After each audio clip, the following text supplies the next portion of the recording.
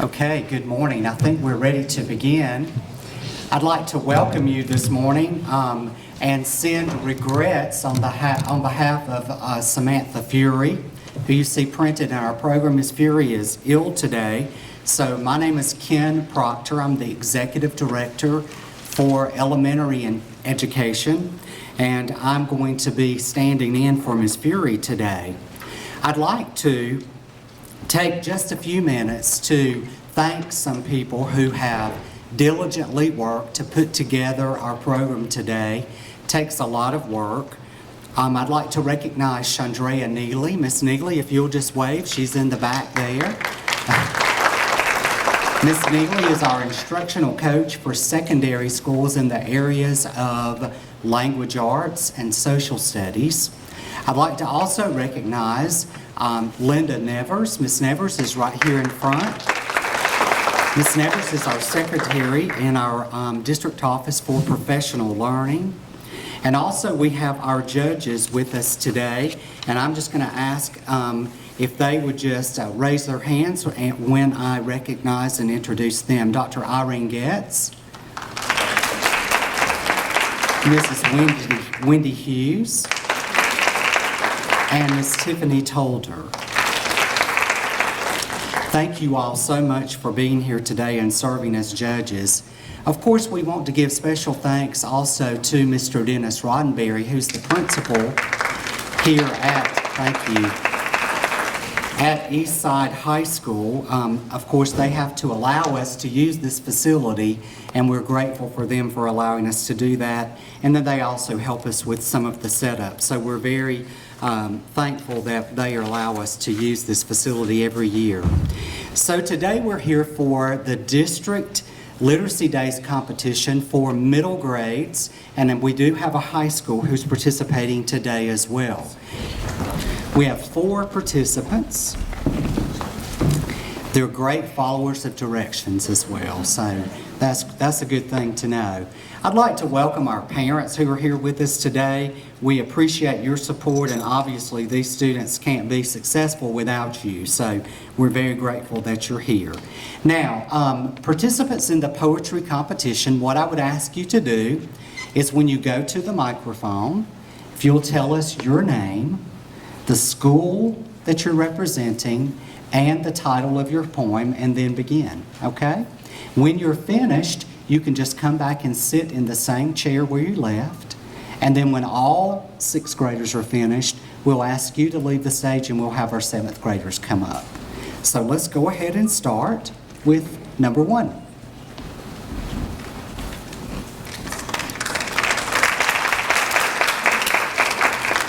My name? Hold on just a minute, sweetie. Might help if I turned it on, right? Let's make sure it's working now. My name is Shanna Jackson. I'm representing Cousins for 6th grade, and the title of my poem is Abigail and the Beautiful Pony by Shel Silverstein. There was a girl named Abigail who was taking a drive through the country with her parents when she spied a beautiful, sad-eyed gray and white pony. Next to it was a sign that said, "For sale, cheap." "Oh," said Abigail, "may I have that pony? May I please?" And her parents said, "No, you may not." And Abigail said, "But I must have that pony." And her parents said, "Well, you can't have that pony, but you can have a nice butterpecan ice cream cone when we get home." And Abigail said, "But I don't want a butterpecan ice cream cone. I want that pony. I must have that pony." And her parents said, "Be quiet and stop nagging. You're not getting that pony." And Abigail cried and said, "But if I don't get that pony, I'll die." And her parents said, "You won't die. No child has ever died yet from not getting a pony." And Abigail felt so bad that when they got home, she went to bed. And she couldn't eat, and she couldn't sleep, and her heart was broken. And she did that all because of a pony her parents wouldn't buy. This is a good story to tell your folks when they won't buy you something you want.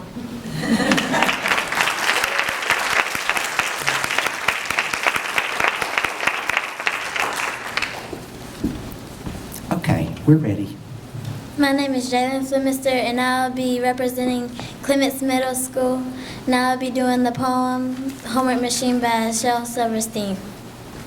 The homework machine, oh homework machine, the most wonderful contraption that's ever been seen.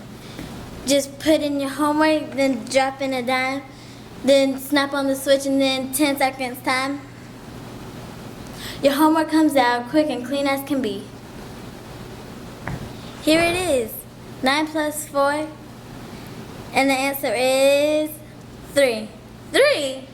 Oh me, I guess it's not as perfect as I thought it would be.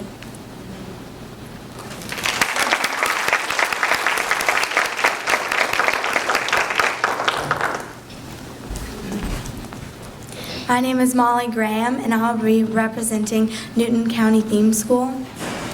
I'm going to be doing the poem If. If you can keep your head when all about you are losing theirs and blaming it on you. If you can trust yourself when all men doubt you, but make allowance for their doubting too. If you can wait and not be tired by waiting or being lied about, don't deal in lies. Or being hated, don't give way to hating, and yet not look too good nor talk too wise. If you can dream and not make dreams your master, if you can think and not make thoughts your aim, if you can meet with triumph and disaster and treat those two impostors just the same, if you can bear to hear the truth you've spoken, twisted by knaves to make a trap for fools, or watch the things you gave your life to broken, and stoop and build them up with worn-out tools. If you can make one heap of all your winnings and risk it all on one turn of pitch and toss, and lose, and start again at your beginnings, and never breathe a word about your loss. If you can force your heart and nerve and sinew to serve your turn long after they are gone, and so hold on when there's nothing left in you except the will which says to them, hold on. If you can talk with crowds and keep your virtue, or walk with kings nor lose the common touch, if neither foes nor loving friends can hurt you, if all men count with you, but none too much, if you can fill the unforgiving minute with 60 seconds worth of distance run, yours is the earth and all that's in it. And which is more, you'll be a man, my son.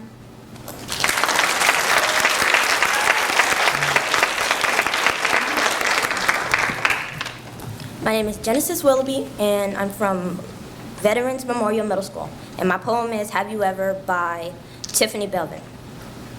Have you ever lived my life? Spent 1 minute in my shoes? If you haven't, then tell me why you judge me the way you do. Have you ever woken up in the morning wondering if this was your last day on earth? Have you ever left the house, unsure if you would return? Have you ever seen your friend get shot outside his favorite store? Have you ever seen your friend get shot outside his favorite store? Have you ever seen a friend die from drugs he never used before? Have you ever seen your mom get beat up by your stepdad or dad messed up on booze? Have you ever had an unwanted pregnancy, forcing you to choose? Have you ever sat beneath the stars, hoping God would hear? Have you ever had a friend that drive away after too many beers? Have you ever considered suicide as the only way? Have you ever had a friend experiment with weed? Have you ever lived my life? Spent a minute in my shoes? If you haven't, then tell me why you judge me the way you do.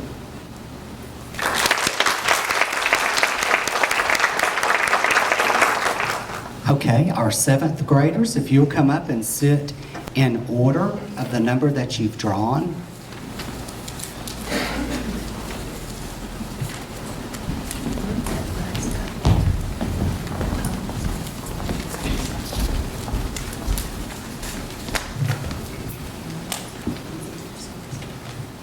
Okay, seventh graders, just as a reminder, when you come up to the microphone, if you will tell us your name, the name of the school that you're representing, and then, of course, the name of your poem, and then go ahead and do your recitation. Okay? My name is Hannah Hinton. I'm representing Veterans Memorial Middle School, and I will be reciting Daddy's Poem by Carly Neve. Her hair was up in a ponytail, her favorite dress tied with a bow. Today was Daddy's day at school, and she couldn't wait to go. But her mommy tried to tell her that she probably should stay home. Why the other kids might not understand if she went to school alone. But she was not afraid. She knew just what to say, what to tell her classmates of why he wasn't there today. But still her mother worried for her to face this day alone. And that was why, once again, she tried to keep her daughter home. But the little girl went to school eager to tell them all about a dad she never sees, a dad who never calls. There were daddies along the wall and back for everyone to meet. Children were scoring impatiently, anxious in their seats. One by one, the teacher called a student from the class to introduce their daddy. As seconds slowly passed, at last the teacher called her name. Every child turned to stare.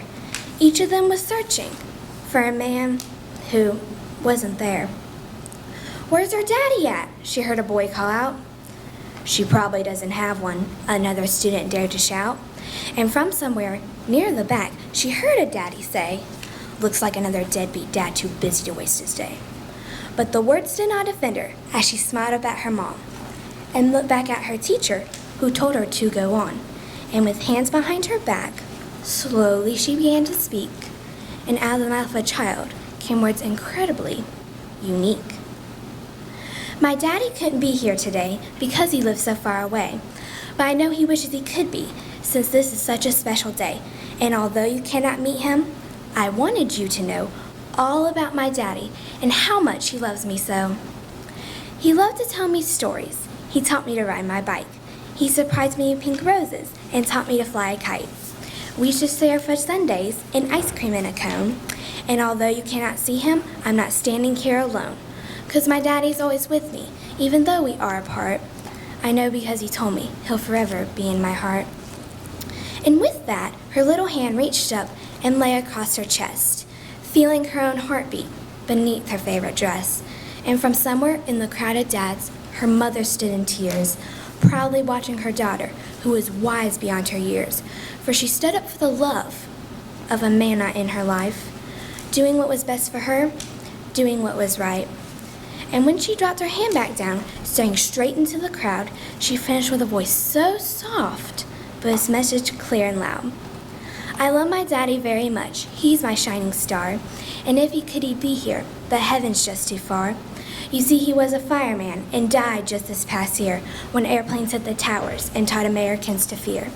But sometimes when I close my eyes, it's like he never went away." And then she closed her eyes and saw him there that day. And to her mother's amazement, she witnessed with surprise a room full of daddies and children all starting to close their eyes. Who knows what they saw before them? Who knows what they felt inside? Perhaps for merely a second, they saw him at her side. "I know you're with me, Daddy," to the silence she called out. And what happened next made believers of those once filled with doubt. For no one could explain it, for each of their eyes had been closed. But there on the desk beside her was a fragrant, lawn-stemmed pink rose, and a child was blessed, if only for a moment, by the love of her shining bright star, and given the gift of believing that heaven is never too far.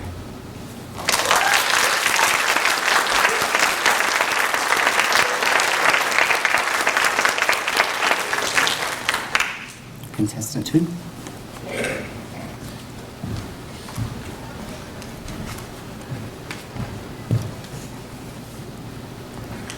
My name is Naika Anyuk Willoughby, and I'm from Liberty Middle School, and my poem is Standing Tall in honor of Martin Luther King. Some kings rule their kingdom sitting down, surrounded by luxury, soft cushions, and fans. But this king stands strong, stands proud, stands tall. When the driver told Rosa, move to the back of the bus. When the waiter told students, we don't serve your kind. When the mayor told voters, your vote don't count. And when the sheriff told marchers, get off our streets, using fire hoses, police dogs, and cattle prods to move them along. This king stood strong, stood proud, stood tall, speaking of peace, of love, and children, hand in hand. Free at last, free at last. When some yelled for violence, for angry revenge, an eye for an eye, a tooth for a tooth, he stood his ground, preaching peace. And when some spit out hate, he stood there, smiling, spreading love until it rolled like the sea across the land, breaking down the walls, sweeping away Jim Crow, and ringing the bell joyfully for freedom. Until, standing on the mountaintop, they shot him, coldly, hoping to see him fall, hoping to put him away, to bring him low. But this king, even in death, even today, stands strong, stands proud, and stands tall. And We Remember by Jamie McDonald.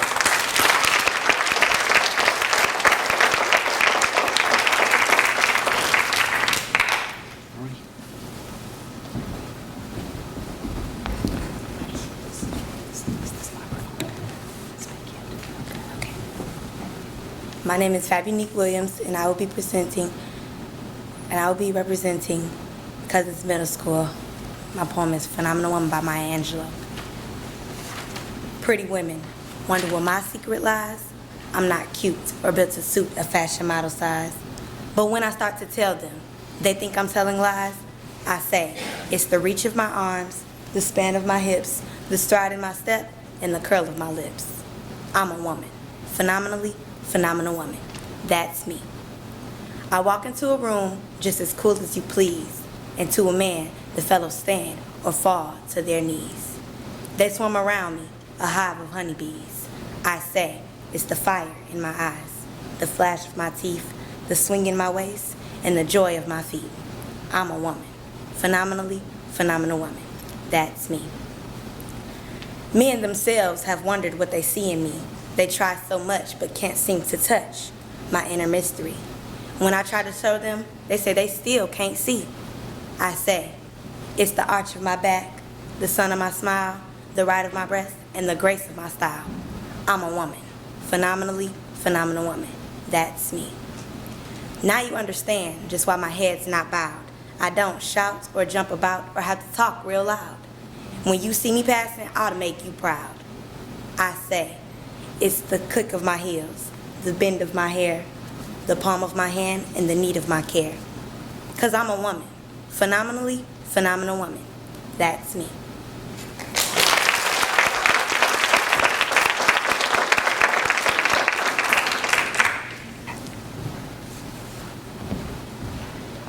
My name is Marlin Avery, and I'm representing Indian Creek Middle School, and my poem is Fish by Shel Silverstein. The little fish eats the tiny fish.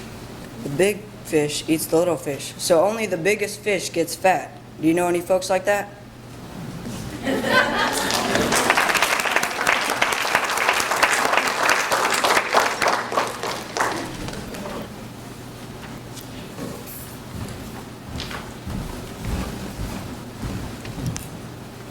My name is MarKayla Price, and I'll be representing Clements Middle School. And my poem I will be doing is also Phenomenal Woman by Maya Angelou. Pretty woman, wonder where my secret lies. I'm not cute, a bit of suit a fashion model size. But when I start to tell them, they think I'm telling lies. I say, it's the span of my hips, the stride on my step. Can I start over? Okay. Pretty woman, wonder where my secret lies. I'm not cute, a bit to suit a fashion model size. But when I start to tell them, they think I'm telling lies. I say it's the reach of my arms, the span of my hips, the stride on my step, and the swing of my waist. I'm a woman, phenomenally phenomenal woman, that's me. When I walk in the room just as cool as I please, fellas stand and start to fall down to their knees. Then they start to swarm like a hive of honeybees.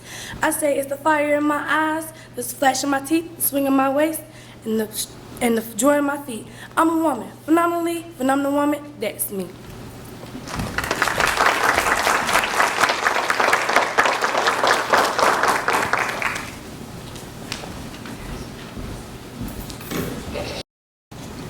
Okay, let's have our 8th grade participants come forward and sit in order of the number that you drew, please.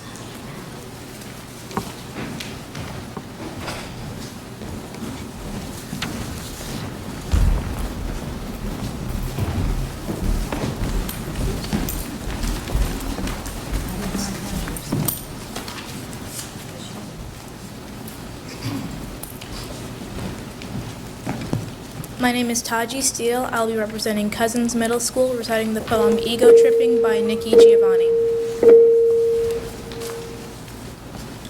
I was born in the Congo. I walked to the Fertile Crescent and built the Sphinx.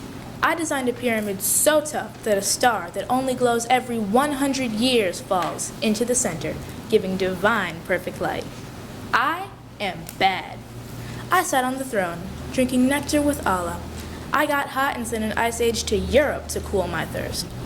My oldest daughter is Nefertiti. The tears from my birth pains created the Nile. I am a beautiful woman. I gazed on the forest and burned out the Sahara Desert. With a packet of goat's meat and a change of clothes, I crossed it in 2 hours. I am a gazelle so swift, you can't catch me. For a birthday present when he was 3, I gave my son Hannibal an elephant. He gave me Rome for Mother's Day. My strength flows ever on. My son Noah built New Ark, and I stood proudly at the helm. As we sailed on a soft summer's day, I turned myself into myself and was Jesus.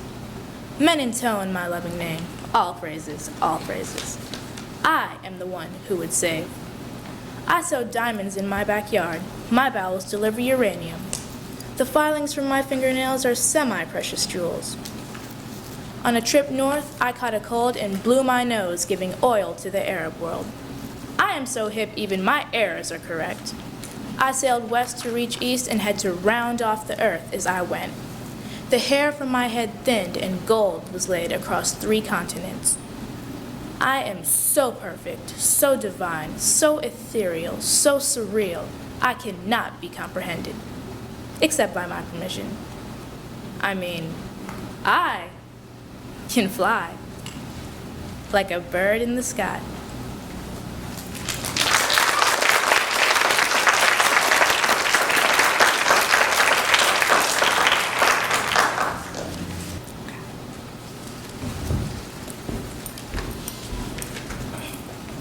My name is Quanae Daniels, and I'm representing Clements Middle School, and the poem I will be reciting is Anything by Harlan Lovestone. All that you want is all right with me. Anything you want, plus your kicks for free. The beauty of your face and the passage of your eyes makes me feel like I like feeling inside. Spinning like carnivals, big, fancy wheels. Tonight, just imagine, he's surreal. Turning so high till our hands reach the sky, and at every twist, not a reason to cry. I'm your puppet, you are my fool. Strung in the air on strings and ride tools. Just give me your love, sealed with the kiss. And we'll be forever, I promise you this.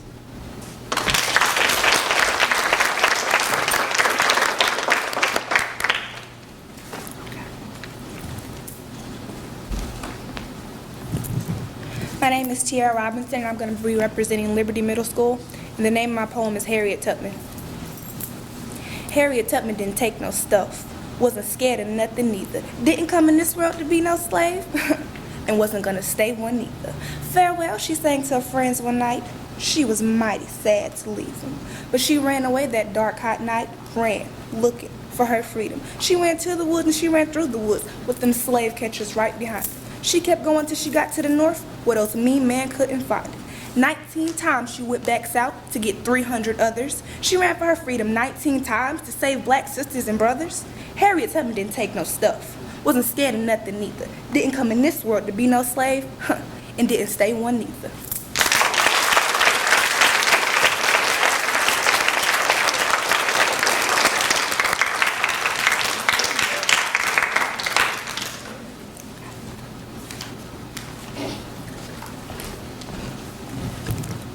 My name is Destiny Christian, and my poem is called Cinderella by Roald Dahl, and I'm here to represent Veterans Memorial Middle School. You might think that you know this story. You don't. The real one's much more gory.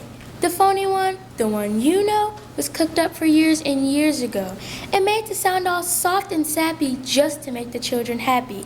Mind you, they got the first bit right, the bit where in the dead of night, the ugly sisters, jewels and all, departed for the palace ball, while darling little Cinderella was locked up in a slimy cellar, where rats who wanted things to eat began to nibble at her feet. She bellowed, "Help and let me out!" The magic fairy heard her shout, appearing in a blaze of light. She said, "My dear, are you all right?" "All right," cried Cindy. "Can't you see? I feel as rotten as can be." She banged her fist against the wall and shouted, "Get me to the ball. There is a disco at the palace. The rest have gone, and I am jealous. I want a dress, I want a coach, earrings and a diamond brooch, silver slippers, 2 of those, and lovely nylon pantyhose. Done up like that, I'll guarantee the handsome prince will fall for me." The fairy said, "Hang on a tick." She gave her wand a mighty flick, and quickly, in no time at all, Cindy was at the palace ball. It made the ugly sisters wince to see her dancing with the prince. She held him very tight and pressed herself against his manly chest. The prince himself was turned to pulp. All he could do was gasp and gulp. Then midnight struck. She shouted, "Heck, I've got to run to save my neck." The prince cried, "No, alas, alack." He grabbed her dress to hold her back. As Cindy shouted, "Let me go!" Her dress was ripped from head to toe. She ran out in her underwear and lost one slipper on the stair. The prince was on it like a dart. He held it to his pounding heart. "The girl the slipper fits," he cried. "Tomorrow morn should be my bride. I'll visit every house in town until I've tracked the maiden down." Then rather carelessly, I fear, he placed her on a crate of beer. At once, one of the ugly sisters, the one whose face was blotched with blisters, sneaked up and grabbed the dainty shoe and quickly flushed it down the loo. Then in its place, she calmly put the slipper from her own left foot. Aha, you see, the plot grows thicker as Cindy's luck starts looking sicker. Next day, the prince went charging down to knock on all the doors in town. In every house the teaching grew. Who was the owner of this shoe? The shoe was long, the shoe was wide. A normal foot got lost inside. It also smelled a wee bit icky. The owner's feet were hot and sticky. Thousands of eager people came to try it on, but all in vain. Now came the ugly sisters, "Go!" One tried it on. The prince screamed, "No!" But she screamed, "Yes, it fits! Whoopee! Now you got to marry me." The prince went white from ear to ear. He muttered, "Let me out of here." "Oh, no, you don't. You made a vow. There's no way you can back out now." "Off with her head," the prince roared back. They chopped it off with one big whack. Her head went crashing to the ground. It bounced a bit, then rolled around. Then up came sister number 2, who said, "Now I will try the shoe." "Try this instead," the prince yelled back. He swung his trusty sword and smack. Her head went crashing to the ground. It bounced a bit, then rolled around.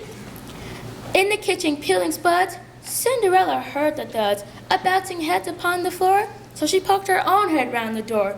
"What's all the racket?" Cindy cried. "Mind your biz," the prince replied. Poor Cindy's heart was torn to shreds. My prince, she thought, he chops off heads? How could I marry anyone who does that sort of thing for fun? Just then, all in a blaze of light, the magic fairy hove in sight. Her magic wand was swoosh and sish. "Cindy," she cried, "come make a wish." Cindy answered, "Oh, kind fairy, this time I shall be more wary. No more princes, no more money. I have had my taste of honey. I'm wishing for a decent man. They're hard to find. Do you think you can?" Within a minute, Cinderella was married to a lovely feller, a simple gem maker by trade, who made good homemade marmalade. Their house was filled with smiles and laughter, and they were happy ever after.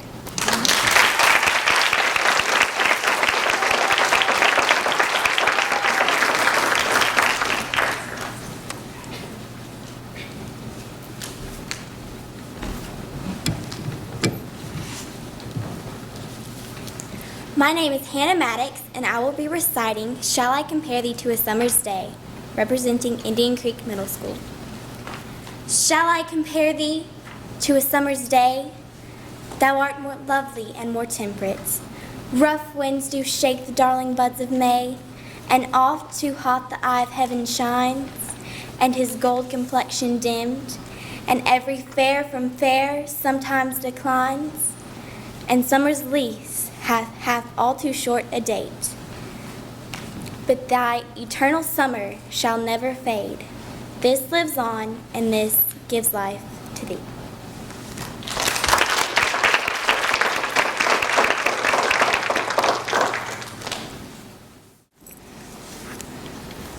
We have certificates for all of the sixth graders who participated today in the recitation contest, and I would ask them all to come to the stage at this time, and then we'll announce our winner.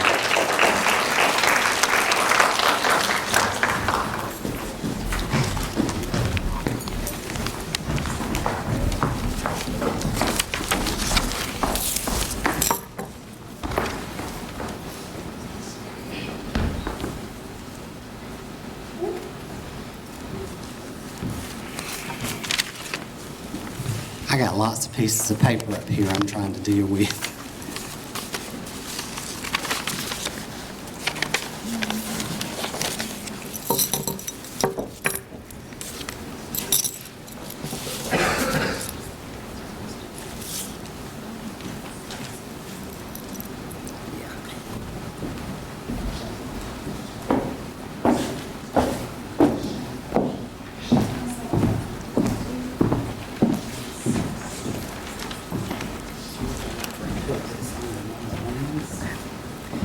And our winner of the sixth grade recitation contest is Molly Graham.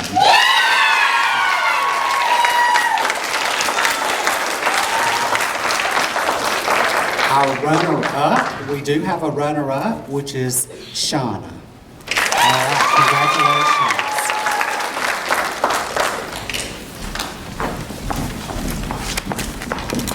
Let's have our seventh graders come to the stage.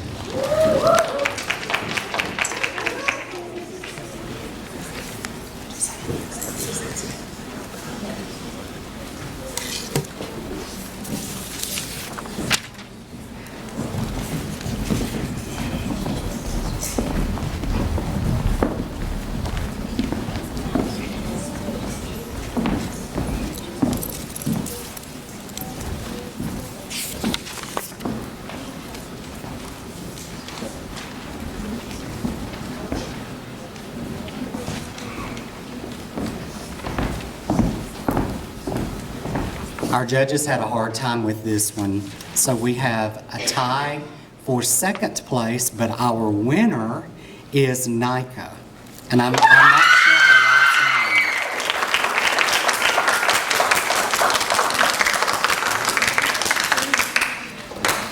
name. And then our tie for second place is Fabeuncique and Hannah. Congratulations.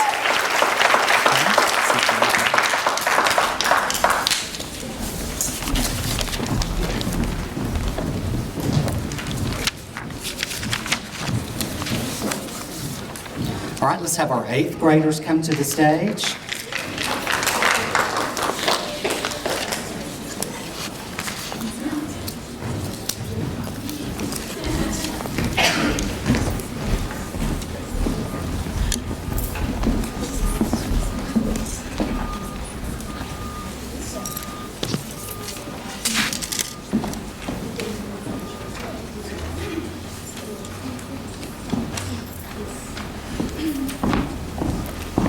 And our winner of the 8th grade recitation contest is Destiny Christian.